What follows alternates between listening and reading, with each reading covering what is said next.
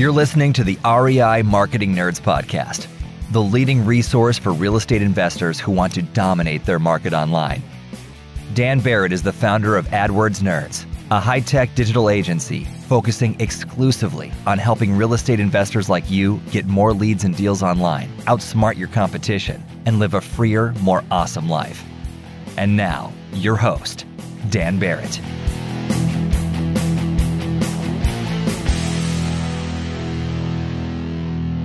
All right, hello, and welcome to this week's episode of the REI Marketing Nerds podcast. As always, this is Daniel Barrett here from AdWordsNerds.com. And look, if you want to get more motivated seller leads and deals online, you have to go over to AdWordsNerds.com, get on a phone call with one of my team. We will help you put together a custom strategy for your market.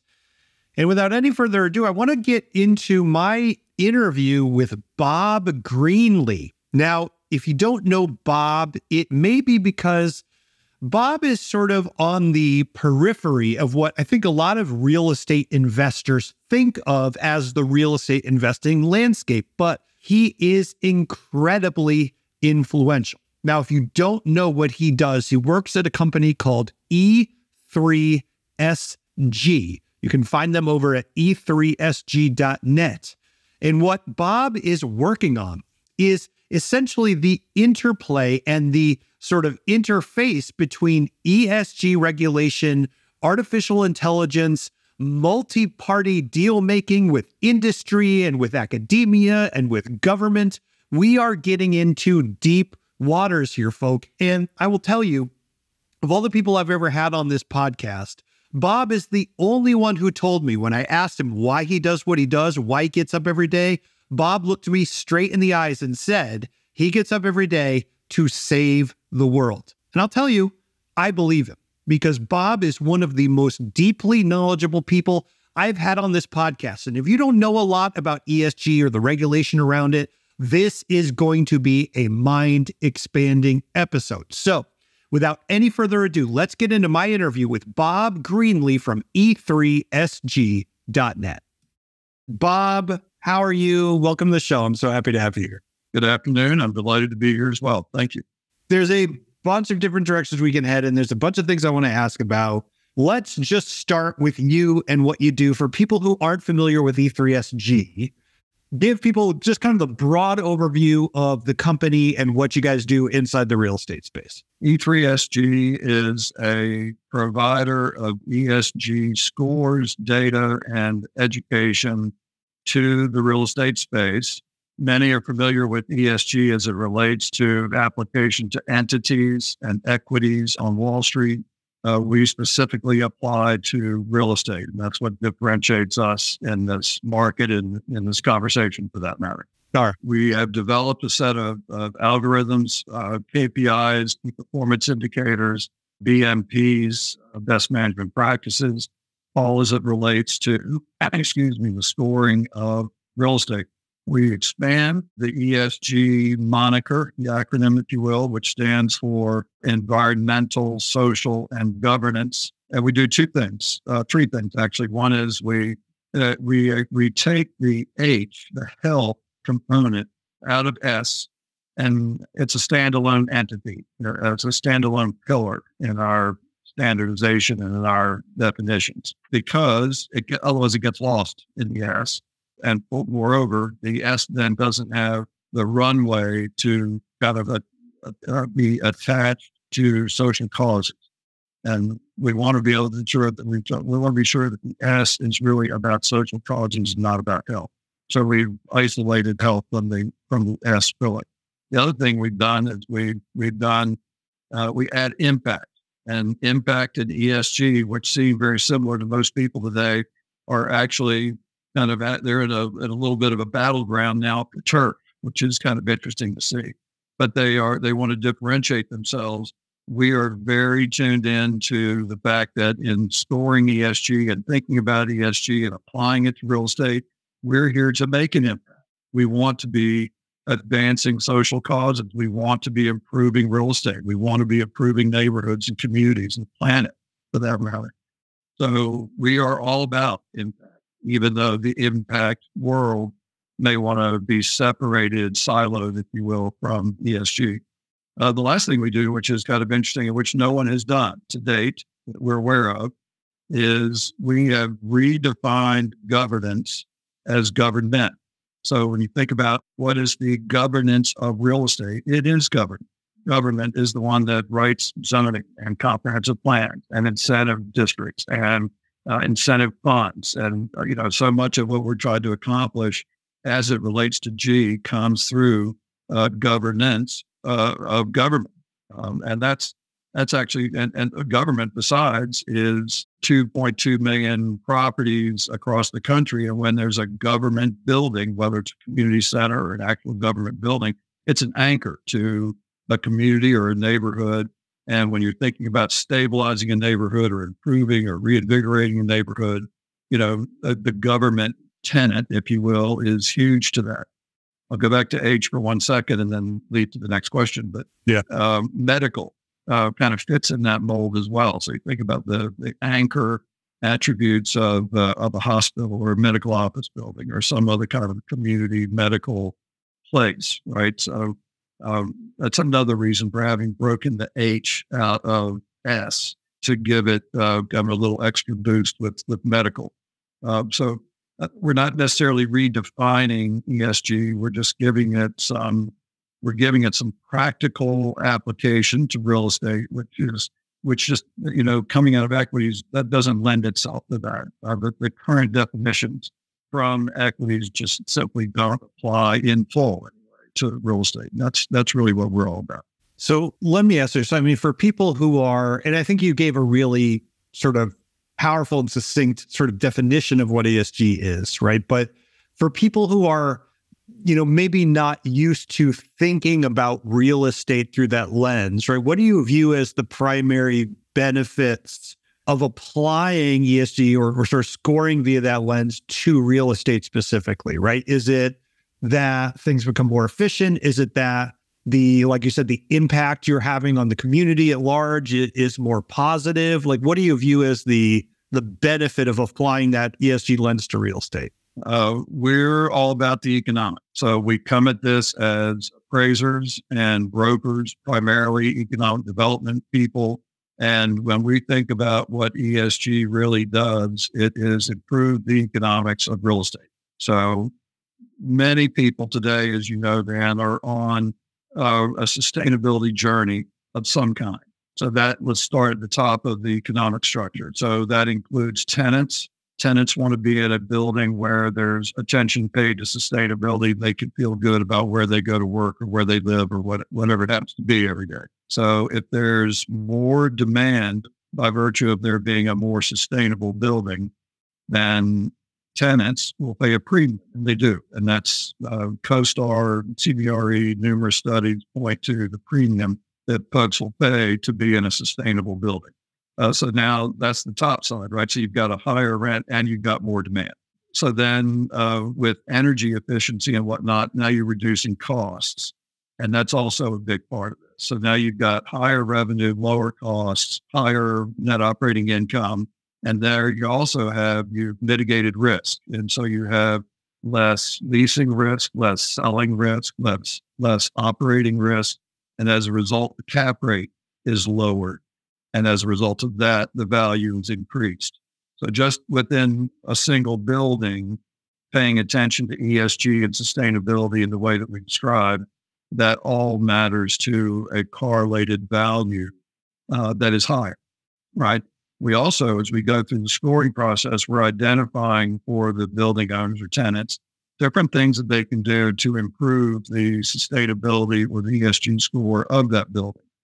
And it's not just a kind of a one-time deal. There's a sequential order that kind of makes sense when you're thinking about, okay, I want to make my building more sustainable. What am I going to do first? And sort of, lighting is an easy one, and maybe plumbing and insulation and whatnot. But there is an order to it, as a method to the madness. And so if you have a score and a correlated value before, then you can apply what we call sustainable asset management strategies, or SAMs. And then you have an after value and score, right? And so then you can do that incrementally over time depending on your holding period, your objectives, and so forth. But that's really it's the economics that matter. And then at the end, you have a whole nother buyer pool that's available to you. And we're forming a fund today that is all about green or sustainability-linked investors who are desperate for this kind of thing. So if you can point to the greenness, the sustainability of your building, your project, your business, all of it, then you have really opened the door to buyers who are not only it's a larger pool of buyers, but they're willing to pay a premium for what you're then able to offer them. So the benefit is really, and I could go on to the community kind of side of the benefit, but I think for the moment, that's it.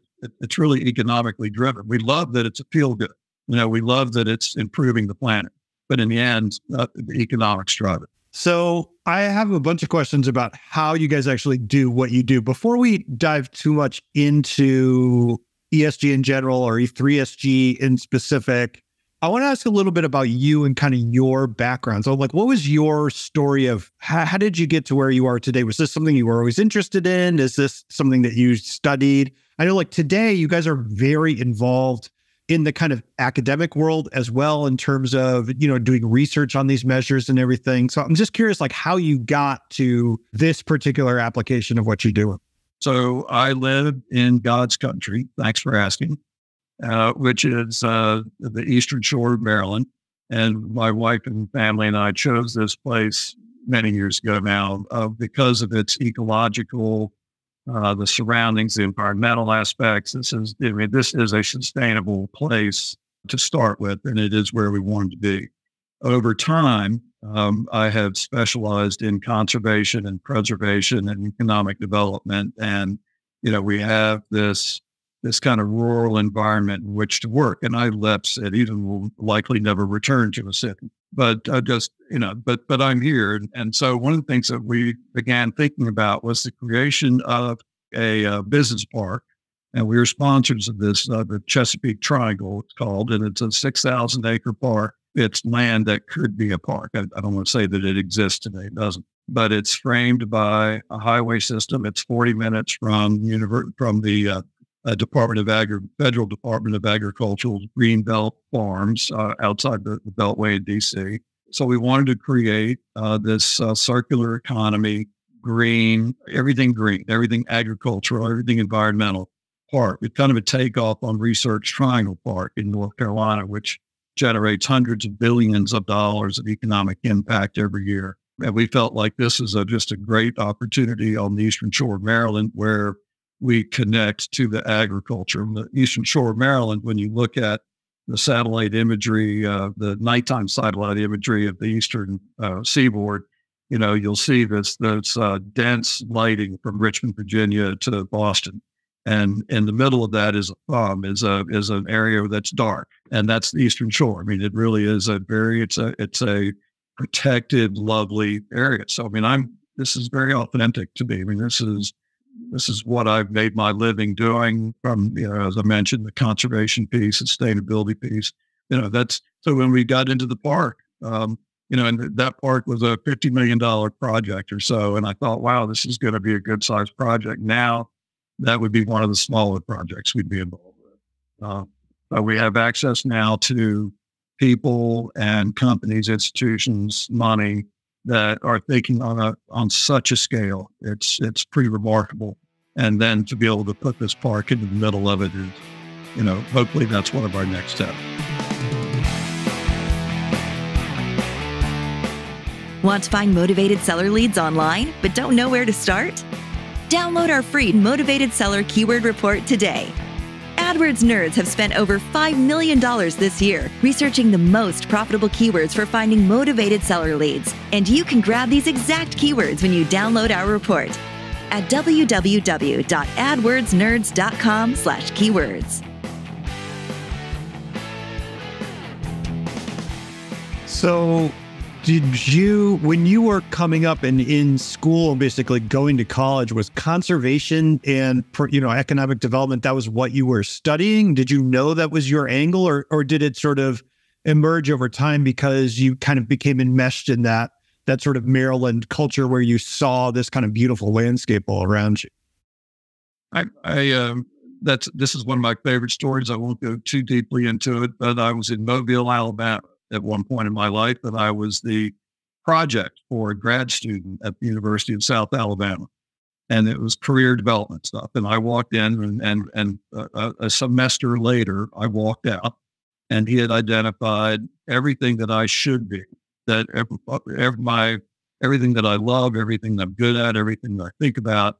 And at that point, he came out and said, you should do three things. You should A, you should write, B, you should crunch numbers, and C, you should be in some kind of a public facing kind of a business. And so and in hospitality, I had some background in hospitality at the time. He said, here are the two companies that do it.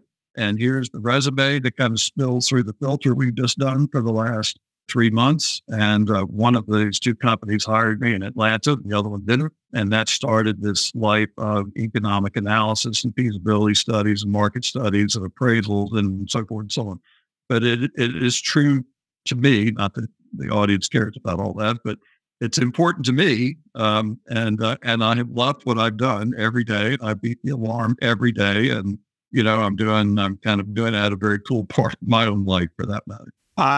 Do you know what grade they got just to get an A+ on this project they did on you? Because it seems like it worked out pretty well.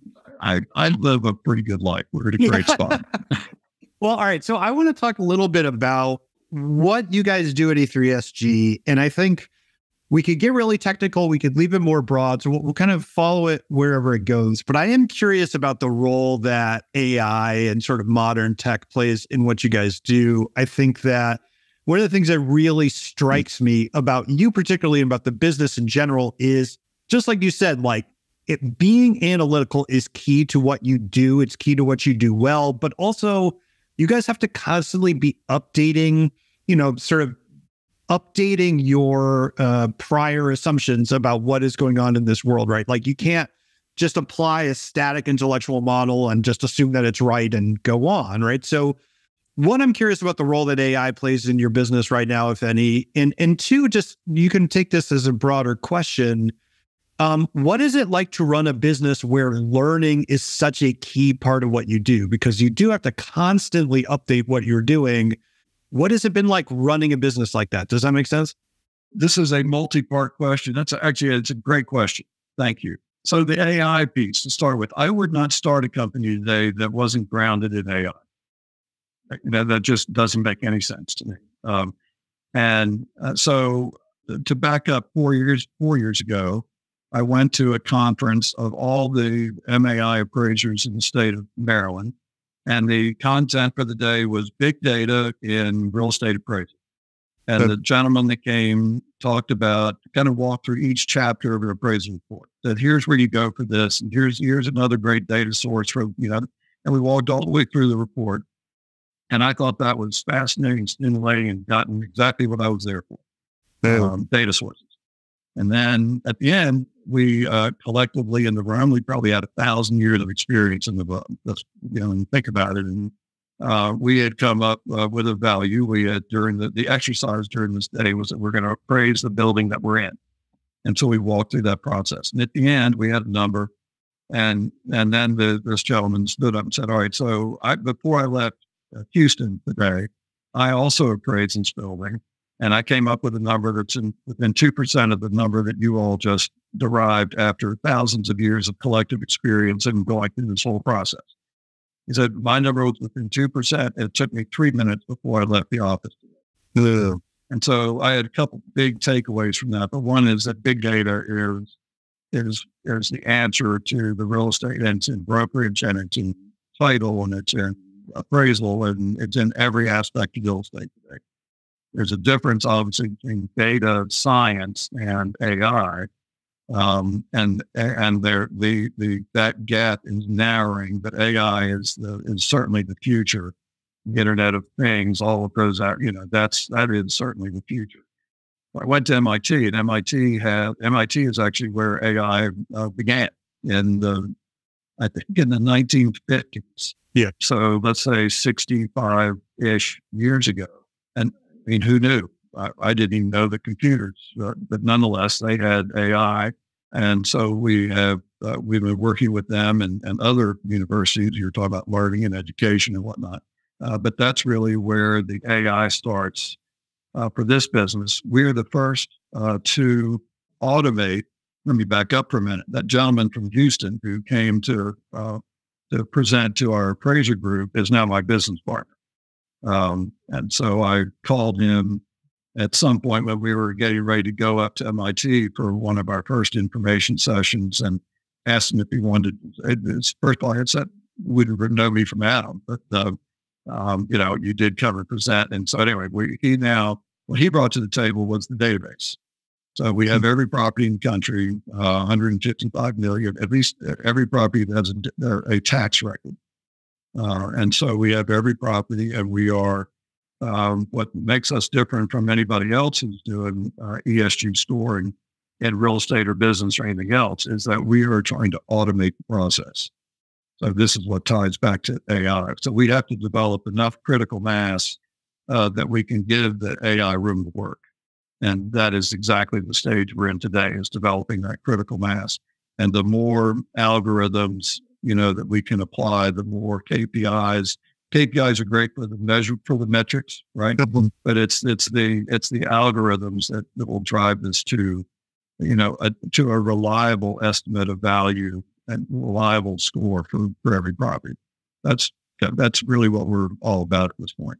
So as someone who is very interested in AI, but I would still classify myself as very much not an expert, right? My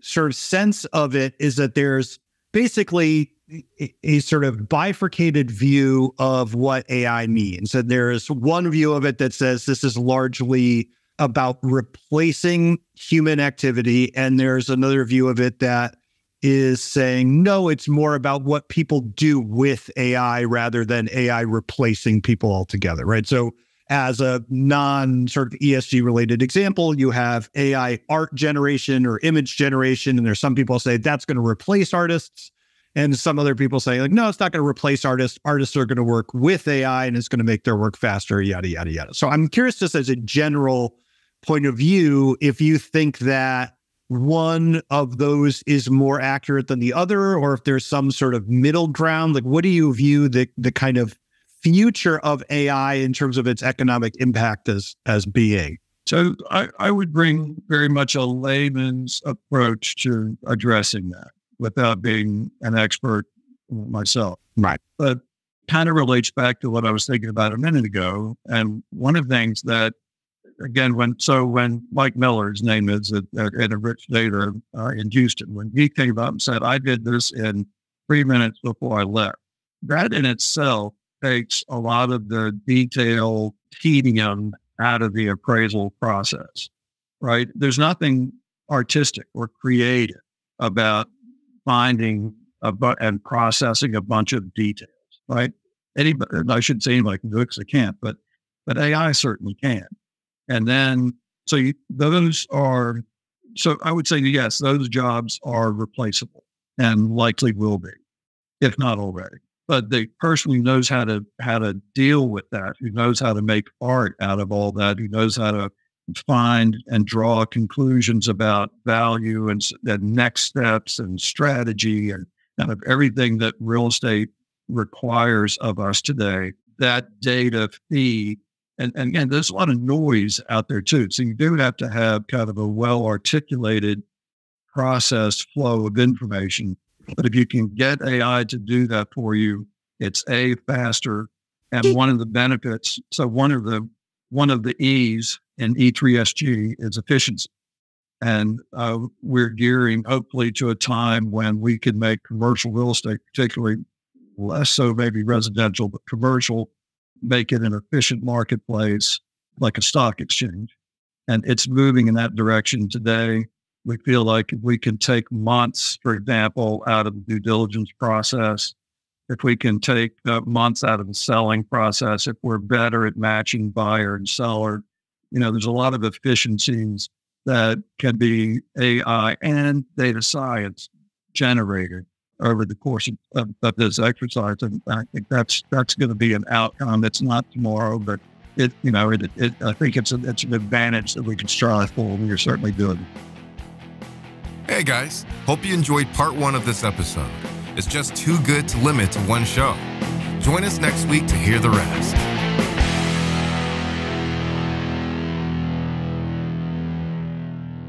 This is thepodcastfactory.com.